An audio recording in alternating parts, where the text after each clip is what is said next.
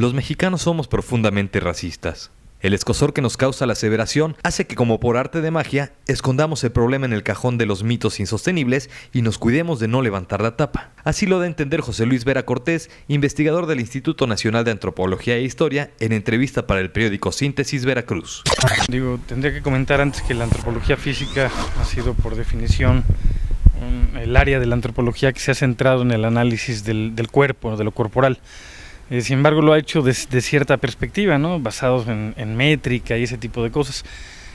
A mí me interesa mucho el cómo, a partir de la existencia de un cuerpo biológico, construimos significados sobre el cuerpo. El propio nacimiento de la antropología en México está vinculado con una problemática como central, que era la problemática del indio, ¿no? Es decir, la antropología en México surge en este contexto.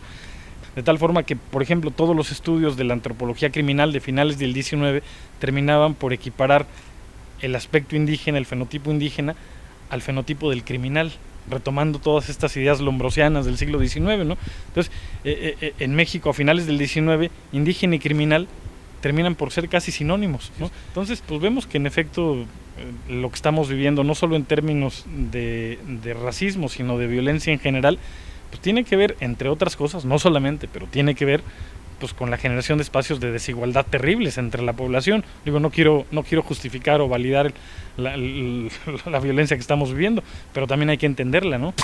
Luego de participar en un foro sobre afrodescendientes y racismo en México, organizado por la Universidad Veracruzana, el antropólogo, maestro en biología y doctor en filosofía de ciencia, señala que una primera condición para resolver el problema es visualizarlo, asumir que existe. Siempre digo, el llamado racismo científico, aquel que buscaba con esos argumentos validar la discriminación, fue una práctica que intentó objetivarse a través de recurrir a la ciencia como ámbito de validación, ¿no? Pero en general, digamos que una primer problemática en México es asumir que somos una sociedad racista. Buena parte de la dificultad para atacarla tiene que ver con que no asumimos que México es un país racista. Racismo vinculado con el asunto de la construcción del cuerpo y la construcción de significados sobre el cuerpo, y la violencia como un comportamiento, pues parece que omnipresente, y sobre todo hoy hay quien distingue agresividad y violencia, y algunos lo hacen desde una perspectiva evolutiva. Se dice el hombre es el único ser violento, aunque agresividad hay incluso en el reino animal, y la institucionalización del acto agresivo y la intencionalidad de causar daño en un otro sujeto. En general nos llama mucho la atención el racismo que se expresa en términos de lo que se denomina discriminación negativa, pero luego hay otro matiz del racismo, que además se da mucho en México, que es el llamado racismo positivo, que es aquel que asume en el que se favorece o se impulsa el desarrollo, justo lo contrario, pero basado en los mismos prejuicios. No es lo mismo ser inmigrante en México si vienes de Centroamérica y tienes un cierto aspecto físico, que si vienes, no sé, de Inglaterra o Estados Unidos con otro aspecto físico, ¿no? Esto que llamamos malinchismo y que es muy, muy nuestro, es una forma de racismo, ¿no? Porque acepta una superioridad a priori de un cierto aspecto físico y de una cierta condición socioeconómica, ¿no? Evidentemente, el problema del racismo no es solo de quien lo ejerce, sino de quien es víctima de él y de quien a veces termina por asumirlo, ¿no? Decía un amigo, el despreciado, doblemente despreciado cuando asume el desprecio, pero a veces lo que ocurre es que uno termina introyectando los argumentos del otro y termina asumiéndolos, ¿no? Y entonces, en ese sentido, es doblemente dañino, ¿no? Porque ya no es solo quien lo ejercita, sino quien lo asume como condición válida, ¿no? Enfocado en un estudio muy particular sobre racismo y violencia, el investigador, que podría convertirse en el director de la Escuela Nacional de Antropología e Historia, explicó que toda acción tiene una base ligada a una concepción contemporánea de actos que cobran una presencia social que antes no se veían como tal y que cada día se encuentran en aumento. El racismo intenta justificarse validando una serie de prácticas de discriminación bajo argumentos que tienen que ver con la existencia de un cuerpo biológico que es descrito pero que es jerarquizado. El asunto de cómo la experiencia del cuerpo en el contexto, por ejemplo, del racismo, pero de muchos otros fenómenos que involucran el problema de la experiencia corporal, es finalmente la síntesis de muchas tradiciones. por un lado locales, pero también de tradiciones que constituyen esa cosa extraña que llamamos Occidente, ¿no?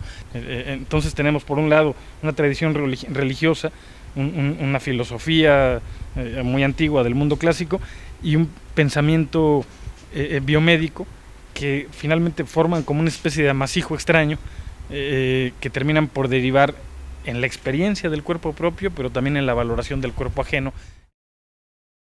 ¿Es válido que los medios de comunicación informen sobre la violencia que vivimos? Creo que en efecto no son fenómenos separados, que forman parte de un amasijo complejo de muchas cosas que tienen que ver con procesos sociales en general y luego en específico con ciertas singularidades de nuestro país, ¿no? A lo que han descubierto ahora los neurólogos, las llamadas neuronas espejo, ¿no?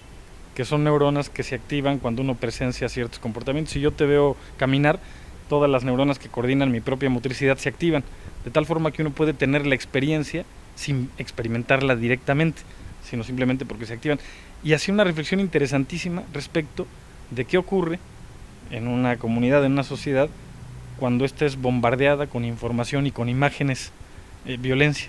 Hay quien dice que el hecho de estar dando cuenta de toda esta violencia en los medios, lo que hace de alguna forma es recrearla, ¿no? Es generar un espacio donde, pues en fin, uno mama esto y termina por reproducirlo.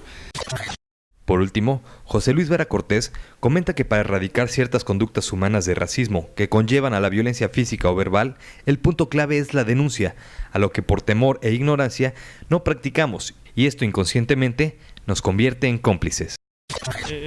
Esto como que orienta no solo la investigación, sino la posibilidad de dar cuenta y de denunciar una práctica pues cotidiana, ¿no? Yo creo que tanto la violencia como el racismo en términos de fenómenos interesantes para la investigación involucran un espacio que es muy importante y que valida la actividad de la academia, que es el espacio de la denuncia, ¿no? O sea, en específico el racismo es algo que está presente, que hay que estudiarlo, pero que hay que denunciarlo, ¿no? Y en la medida en que seamos capaces de ingresar a ese espacio, estaremos haciendo algo en términos de su prevención, ¿no? O de su erradicación. Yo creo que no, que como sociedad no estamos educados en la cultura de la denuncia en general, ¿no? A mí me parece que una cosa que hay que desarrollar en general es la noción de ciudadanía, la conciencia de ciudadano, ¿no? Y es algo en el que al menos pienso en México estamos muy atrás, ¿no? Y no solo me refiero a la cultura de la denuncia, sino en general, ¿no? Yo creo que la posibilidad de manifestarse políticamente no se reduce, por ejemplo, al voto, ¿no? Hay muchas posibles expresiones, pero somos malos ciudadanos, me parece a mí.